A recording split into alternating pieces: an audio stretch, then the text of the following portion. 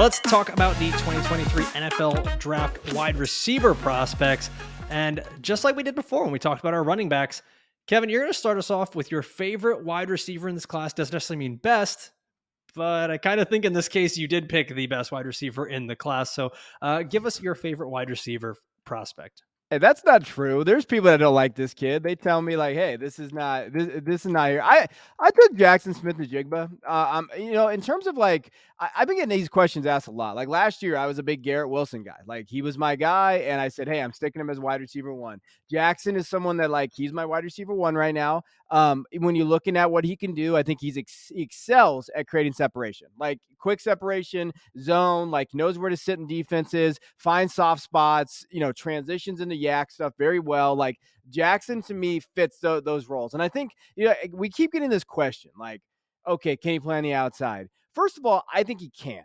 But second of all, I don't think it matters anymore. Like when we're looking at how the NFL projects these guys now, like Olave is a top 12 guy. Like we're looking at like kind of like in terms of dynasty value or just fantasy value. Like, so when you're looking at like how these guys are projected out, I don't think it matters, but I think he can. Like he was a guy that I projected 2 years ago to be the second leading receiver, and he was again with Garrett Wilson and Olave. He's played it everywhere he's played. 6A ball in Texas. Number one guy, broke records 6A ball, got to Ohio State, kind of redshirted his freshman year, busted out with 1,600 yards his next year. Like he has been a high level producer. Sometimes again, you fall in these narratives. Okay, didn't play this year. You get those kind of those salary Ohio State guys. Like you're looking at that. Oh, can he play on the outside? Like I think he can. Now, does he have the long speed? I don't know. I don't know if that matters again though. I think that he can create separation enough to where he can be a target hog and he can score his fantasy points. I think with JSN, what's happening, there's a problem between draft and like fantasy Twitter and like social media and stuff. Like from a fantasy perspective, JSN can produce for you. From a draft thing, yeah, he might not be able to play on the side or not. Like, I don't know necessarily. Maybe he's a wide receiver 2 on a draft team, but he can be a solid wide receiver in fantasy. So like that's how I look at JSN. So like I don't have the same question marks as a lot of people do. I think he can play, and I think that he's going to be a create separation and earn targets. And even analytics guys, I'm not even an analytics guy, but if you can earn targets, I'm all aboard, right? That's what they all say. Yeah, and you answered like the most annoying question about Jaxon Smith-Njigba, which is like, oh, he's only a slot guy, right? And I think that's the thing that everyone's going to keep bringing up. But I mean, just take a look at the NFL landscape. All of the best receivers have spent a considerable amount of time in the slot, whether it's Cooper Kupp and Tyreek Hill and Devontae Adams and Justin Jefferson. Like a lot of these guys have been slot receivers, whether it was in college or in the pros. And we've just been seeing that we need that context, whether it's JSN going to the pros or whether it was what he was asked to do in Ohio State, which is, I mean, for all we know, that was where CJ Stroud wanted him and to make it most comfortable. That's where Brian Hartline wanted to keep lining him up. He had so much success there with Garrett Wilson and Chris Olave. Why fix it if it's not broken? Let him keep running there. And we really didn't get to see him much this last year. So I'm with you 100% on Jaxon Smith-Njigba. I love the talent. I think he has a skill set that translates to the NFL really well. And people are getting just caught up on pure stupid things. Vig, you've got another favorite wide receiver that I think a lot of people would argue is the wide receiver 1 in this class. So talk to me about Jordan Addison out of USC. Yeah, no, I have to say, Jordan Addison is also my wide receiver 2. And I always wonder, is that because I live in Columbus, I watch every Ohio State game, I work at Ohio State. Is that the reason why I think Jaxon is number 1? And I'm glad that Kevin and all these other folks say the same thing, but I think Addison is pretty close too. The guy is truly a monster of a wide receiver. We saw him play well at Pittsburgh. He played well over on the West Coast. Kenny Pickett, part of Kenny Pickett's, I think, like rise was really due to his ability to get Jordan Addison the ball. I mean, Addison, we forget that he's a Biletnikoff winner. Like he truly can do everything. His hands are great. His route running is great. I think he's just really, really dynamic on the field. He's sort of like this electrifying player when he gets the ball. Watching him play, something that really caught my attention at first was like, he finds himself relatively open all the time. His ability to create separation, I thought, was incredible. There are concerns about his speed, but if you take the actual, like whatever, I don't even know what his 40-yard number is, but if you take that number out, when you watch him on the field, he has a sneaky way of just utilizing, I don't know what it is really, because he's not that fast, utilizing his abilities to like really get a lot of yards after the catch. we even saw Pittsburgh do something. Pickett had all these like RPO bubbles that they threw at Addison. And even when he went over to the Trojans, a lot of like screen plays, quick passes, they use him in nearly every single circumstance. And I just think that he has all the skills. And, I think a lot of people argue he could be and is the wide receiver one. He may end up being the wide receiver one from this rookie class from a fantasy standpoint. I still do think that might be Jackson, but maybe not by a lot. I think Jordan Addison has everything it takes to start producing pretty early on and being a great NFL, but also fantasy wide receiver. Yeah, I think we're getting to the point where we're kind of splitting hairs, right? Like both of these guys can both be very good, and it does not take away one from the other. Vig, you mentioned something that I love, which is that Jordan Addison was able to play in two different systems, and that's something that like Kevin touched on this, is that like we're seeing players transferring and moving from one school to the next, and the fact that you can go and play with different quarterbacks under different coaches, different systems, learn whole new playbooks. I think what that's doing is that is getting these guys more well versed by the time they get to the NFL, and they're able to produce earlier. And I actually really love that Jordan Addison did that. And he proved that it wasn't just a one-off fluke. It's not just Mark Whipple's Pitt offense that he had with Kenny Pickett. Like Jordan Addison is the real deal. And something else you mentioned is, he does a good job of kind of like hiding and being sneaky. Yeah. Like I call him the peekaboo route runner, because like he just does a really good job of always kind of staying in the DB's blind spot.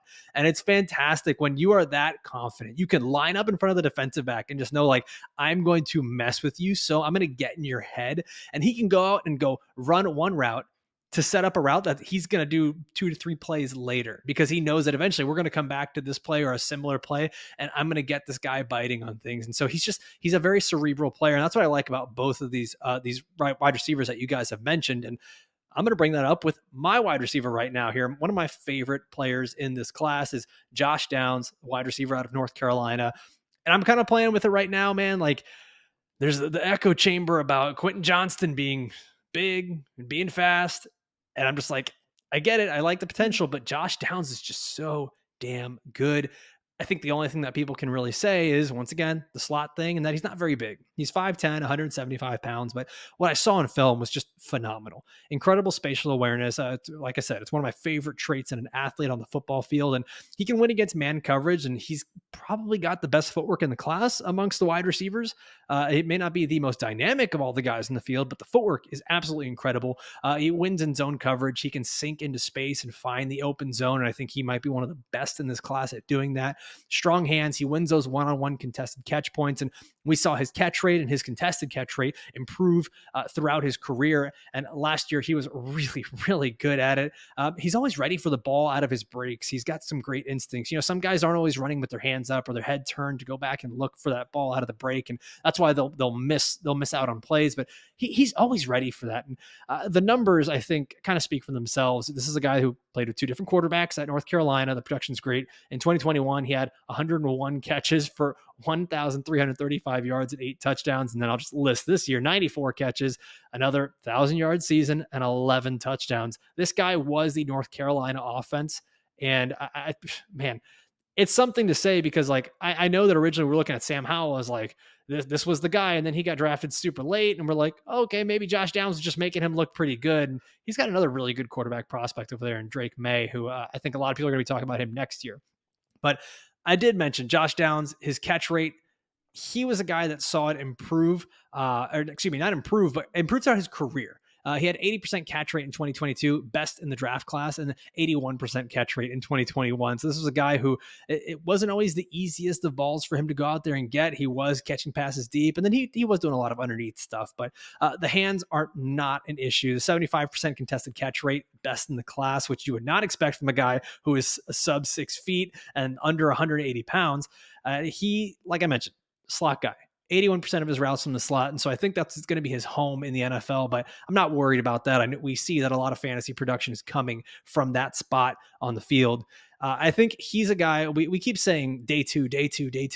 He's a guy that I think should be drafted early on day 2. And we don't know. His combine could actually shoot him up draft boards, but I think he should be a top 40 pick. I don't know if he'll actually go there. I'd be very comfortable taking him with a top 40 pick. Here we go. I know you guys hate the player comps, but I'm going to do it again anyways because it gets the likes. All right. For the player comp, I gave him Elijah Moore, a slot guy with enough speed to be a deep threat. He's a yak guy as well.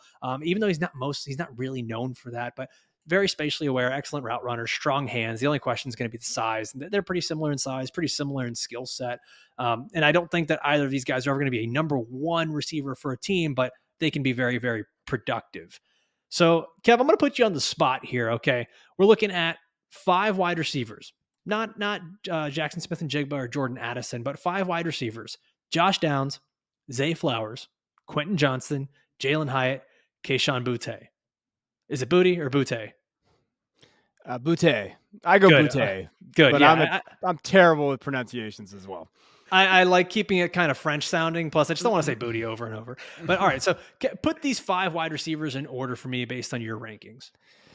Yeah, okay. So I got Quentin Johnston ahead. So I get the concern though. So like I understand what you're talking about with Downs and him. Like I think Johnson like 15 years ago was like wide receiver 1. He'd be like Randy Moss to people because that he's the profile right now. It's kind of like, oh, but no, I still think I have Quentin there because I think he's going to crush the combine. So if he crushed the combine, then it's there. Then I'll have Josh Downs, and I have Kayshon there with Josh Downs. So like in the same tier, I'm not ready to give up on Kayshon. I think he's a freaking talented player. He just has so many off the field stuff, which we've seen time and time again. Like, and I do think that he's talented. So I'm putting QJ at 1, and I put Josh and Kayshon. If you wanted me to like actually list it, I would like say tier it up. I would say Josh. Yeah, I'd tier those 2 guys together. But if you want to put Josh a little ahead because he doesn't have the off-field stuff, doesn't have those concerns, I get it. That's how I would probably do it. Then I would have Zay coming next with his own tier with Hyatt. Like I think Hyatt's going to get very good draft capital. But I think it comes down to the case with Hyatt. Like, what is his upside as a receiver? So like if you're looking at like Hyatt, like, you know, we've seen this before. Wan'Dale Robinson getting that draft capital. Tyquan Thornton last year got draft capital, and people were like, what the hell is going on? Like, I think Hyatt's going to get much higher than that.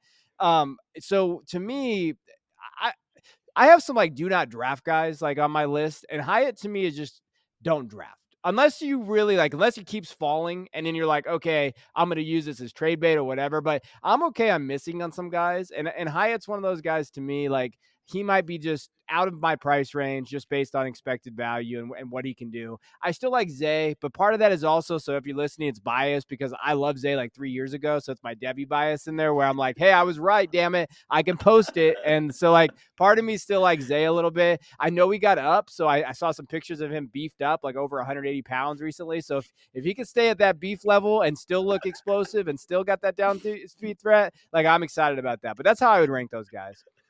All right, so let's recap our favorite wide receivers here. Kevin talked about Jaxon Smith-Njigba. Vig, you brought up Jordan Addison, and I finished us with Josh Downs, wide receiver out of North Carolina. Let's take a look at the sleeper wide receivers, and I know we love that term sleeper. What does it mean? Kev, give us your sleeper wide receiver, a guy who is maybe not being respected as much as we think, but could give you some good productivity in the NFL. Yeah, I'm going to go with, it pains me to go with a Spartan, but I'm going to go Michigan State's Jayden Reed. You know, Jayden's one of those guys that he probably should have came out last year as a junior. He had 1,000 yards, 10 touchdowns. He looked really good, but decided to come back, and it was a little banged up this year. Had 636 yards, but he was the talk of the Senior Bowl. Like everybody, and you know that Senior Bowl bump is a legit thing. Like we see it all the time in the circle. So like he got that Senior Bowl bump. I think the biggest thing for me, looking at Jayden Reed's profile, like, hey, he's very good yak ability, really good special team. So he's going to find his way onto the field, and teams are going to value that. Physicality as well, like he has that. But when he came in at 191, it shocked me because I didn't know like what his weight was going to be. I thought maybe a 180 guy. Then you're a little concerned because he's a late breakout kid. And you're like, oh, what does this look like? But he came in at 191. And I think that increased weight with this kind of physicality, he's 5'10". He's not a small guy. You measured him 5'10". He's not 5'8" or anything like that. Like, I think those are the things he does well. I think he fits very well in a very quick scheme, get him ball out quick, and play slot. You know, we comped him to Kendrick Bourne. So you think of like a fantasy asset, like could be that sleeper guy. Like he's going way late, 4th round. So that's kind of where I look at, could be in the slot, but it also with his physicality and with his, like his ability to kind of play, he can play on the outside. Like he's not like we talked about with JSN, like, oh, what is he? Like Jayden's actually can be both. Like he actually he's strong enough. And he has the speed enough to get to the outside. So that's where I'm looking at. I know that the analytics are not going to like him because he's an older prospect, has uneven production, those type of things. But just from up here, like, hey, sleeper, you know, I'll say it a couple more times with SEO sleeper, like Jayden Reed is that guy to me. So Jayden Reed, I really like him too, and he was nearly my pick for this video. But I've seen a lot of like round 4, round 5 grades even, and you mentioned like he's a guy that could get drafted pretty late in the NFL draft. He may rise with the Senior Bowl bump. Why is it that you think he's getting so underrated in this class? Is it because of the uneven production, because of this last year that we saw out at Michigan State? It could be. I also think there's like 175 wide receivers in this class. So like that's the issue. Like, and I think that's like the big, thing about these guys. Like there's so many wide receivers in this class that there's gonna be so many, like we keep using draft capital. And I love this because like I always say that the prospects I like the most, I'm gonna say you're gonna get day 2. And I don't care about anyone else. Like that's kind of how we do those things. But I do know, like after the Senior Bowl, and this is, Jim Nagy is Jim Nagy. He's gonna go for his guys. He did say that like teams reached out about him being like a second or third round guy. Like, and I don't know how like truthful that is. I think right Right. now he's probably 4th round. Like, so like you can get him at the 4th. I know recently, like in a recent mock, he went 4th round to like the Seahawks, which is an interesting spot for a kid like him because he could be that guy that maybe replaces Lockett in the future. Like, so like for me, that's probably what's going on with him. Late breakout, kind of didn't do very much this year, the size and everything there. But if he crushes the combine, we could see them sneak in that 3rd round. Yeah, you mentioned that there's so many wide receivers. That's something that we've seen. Like, I wanted to just touch on this really briefly. Is that something that we've seen is that more and more and more wide receivers keep getting drafted every year. I tweeted this out earlier today. We've seen the wide receiver draft classes grow exponentially over the last 7 years. Back in 2016, we saw 9 wide receivers get drafted. And then in the past 3 years, we saw 17 receivers, 15 receivers, 17 receivers all go in the first 3 rounds. Sorry, that's what I meant to. Let me preface that with this was in the first 3 rounds, not drafted overall. And so when you mention guys getting like day 2 draft capital, 17 of them did it last year, 15 the year before, and 17 before that. So I think there's a very good possibility we see somewhere around that number 15 or 17 do it again this year. So yeah, Jayden Reed's a guy I think could definitely be maybe not day 2, but he's probably a guy that'll be early day 3. Vig, you want to talk about another guy that I think throughout this process he may be falling throughout this process. He didn't quite weigh in what we all, or sorry, not weigh in, but he didn't quite measure in at what we thought. And it's Rashee Rice, wide receiver out of SMU. Yeah, I wanted to be, I don't know if I want to call this controversial, but I wanted to like really pick a player that I liked a Oh, lot. you're And so controversial, so well, spicy. well, I guess that's a bit not entirely fair to say. I guess if you look at a lot of like consensus rankings, this guy is still like wide receiver 8, 9, 10. So is it fair to call him a sleeper? But I think because he's dropping is one of the reasons I wanted to pick him. I think Reed was my initial choice. But there's the size that you're listed at, and then there's the size that you play at. And we've all seen folks who like play bigger than they are, or folks who play much smaller than they are. And I think that what I really liked about Rice is just that he brings his sort of alpha mentality, competitiveness to everything. I mean, there are plays I was watching all 22 where he just watching him block. And you can see that he gives 100+% on every play. I know that's really, really, really sort of cliched to say, but he does a lot of things and he does them really well. I think one of the bigger knocks on him is that, again, all the film that I watched was against teams like Texas, North Texas and Houston and Maryland and USF and UCF. And I think that's one of his knocks. He played in this sort of, spread scheme over at SMU. But everything he did there, he did very well. And SMU sort of like jokingly makes this claim about being wide receiver U, but they have a pipeline of wide receivers who've come out of SMU doing pretty well in the NFL. But what I like about him is even whatever his size is, the dude was very, very physically imposing and impressive. I think, he's still a very like dynamic athlete, lots and lots of like fantastic long speed. You can see him catch the ball, lots of yards after the catch. His acceleration is pretty incredible. That first defender, that DB, he makes them miss all the sort of time. And he also has some versatility, right? We talk about, not just being restricted to the slot or the perimeter guy. I've seen him out wide. I've seen him in the slot. I think a lot of folks are talking about worries regarding his route tree. But I think, again, that's just a product of where he played at SMU. That scheme didn't really have him. They didn't task him to run a lot of little crazy routes, but I think he could do it. I also really, really liked seeing some crazy catches, right? They're like catches that he had no business making that he makes. And at the same time, there's a lot of drops attributed to his names. But if you watch all 22, certainly he does have some concentration drops, but some of those drops are like things that he had no business being in the vicinity of trying to catch anyway. So, It's hard to say. I know he's dropping a little bit, but overall, I just really like his ability to make his defensive backs miss. I like his ability to, his handling of the ball, his catching, pulling off catches he shouldn't have to catch. And regardless of what he measured in at, I think I really liked overall his athleticism, and how he used his size. Listen, I think that every single football program lies about the size of their players. In high school football, dude, like I was 6 foot 215. You guys have both seen me in person. I am not that, like, at all. So like every single place, we're gonna see a lot of these players measure in and weigh in a little bit smaller than what we thought. Let's get to my last player here. My sleeper, air quotes, wide receiver is Marvin Mims out of Oklahoma. I've got him as my wide receiver 8, and I saw the Football Guys draft guy likes him as well. And man, like I wasn't expecting to, I didn't know what I was going to expect with Marvin Mims, right? Like I just kind of turned on the film and I was just like, dude can ball. Dude can ball. And like he's not very big. He's probably going to be another one of these guys getting relegated to the slot. But at 5'11", 184, he's very similar to the size of Josh Downs, but he's not nearly the same player. Like they're pretty contrasting styles here. He's Marvin Mims. They're both aggressive with the ball in the air, and he attacks the ball at its highest catch point. But man, Marvin Mims is a field stretcher. Like this is the deep ball guy that tracks the deep ball really well, and he doesn't just win with speed. He's a really smart route runner. He keeps the DBs guessing. Very similar to Jordan Addison. He's hiding in blind spots, and another guy I've used this term a lot. Spatially aware.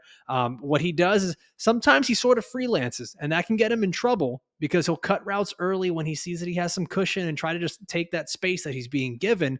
And so that maybe sometimes those things don't always translate over to the next level. That's something where you're kind of like on the same page with your quarterback. But, we saw him at Oklahoma play with 3 different quarterbacks throughout 3 years at Oklahoma. If I'm not mistaken, right, Kev? Like it was Spencer Rattler, then it was Caleb Williams, and I have no idea who the quarterback was. Dylan Gabriel. Gabriel. Yeah, the guy with 2 first names. So in 2022, he actually ends up seeing his best season, 54 catches, over 1,000 yards, 6 touchdowns. And, Mims, the guy, he broke out young, 18 years old, over 600 yards. And he did this as a true freshman, which was really, really impressive. You don't see a lot of guys doing that in these Power 5 conferences. So you have to kind of take notice when someone does that. And, I think there's a lot of talk, a lot of the shoulda, coulda, woulda, or if this had happened, had Caleb Williams stayed at Oklahoma, I think there's a pretty good chance we're talking about Marvin Mims being in some of this upper tier, upper tier of these prospects, like some of the guys like Zay Flowers that we've been mentioning here.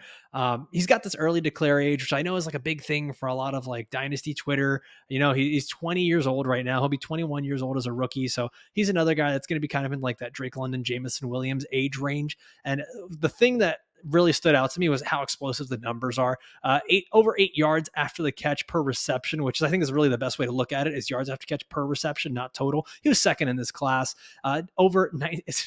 Almost 20 yards per reception for his career, first in this class. And then he's got a nearly 18-yard average depth of target in 2021. That was the best amongst any wide receiver as well in this class. So the guy is a downfield threat. And I've heard a lot of, I think like everyone wants every single wide receiver to go to the New York Giants, but that's what I've heard a lot of as well, is like to go and be a field stretcher there. But I think he's going to be one of these players that he's going to be another complimentary role guy. He's going to be one of those field stretchers. I think that he could be one of those players that could be really dynamic for a team like the Los Angeles Chargers that are really looking for some speed on that offense for a big arm quarterback like Justin Herbert. And I think he could, if they do, let go of Keenan Allen or trade him or whatever, like he could complement Palmer and Mike Williams pretty well.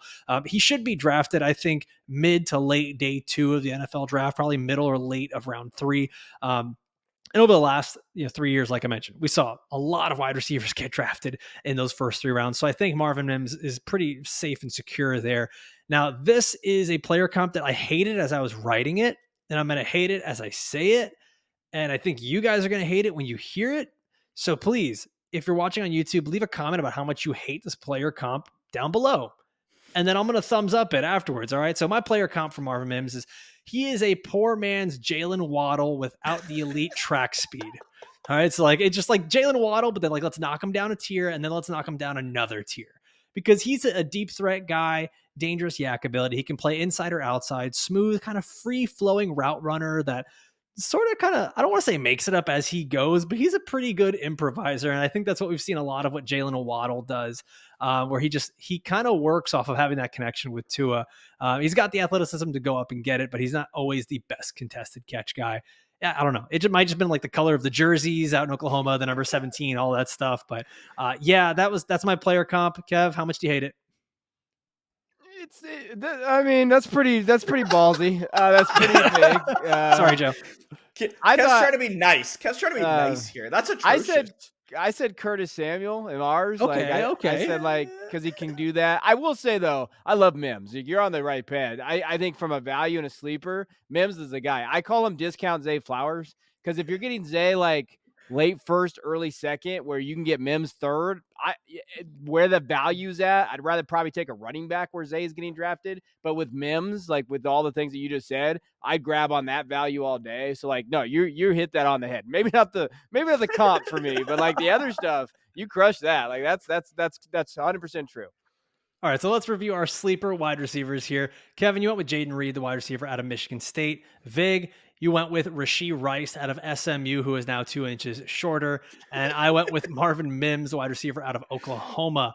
Now, this has been awesome. Thank you guys so much for joining me for this episode. Now, make sure you are subscribed to this channel. That way you're going to get notified of when the next episode comes out. And don't forget, go to footballguys.com/rookie guide. Download the free rookie guide. These guys put so much work into this. It looks awesome. There's profiles on 130 rookies, like players that you don't even need to know, but you can know. Okay. So if you do have like one of those crazy, like 8-round rookie drafts because your dynasty team has 47 spots, like, dude, you got it. Like you've got every single player that you need.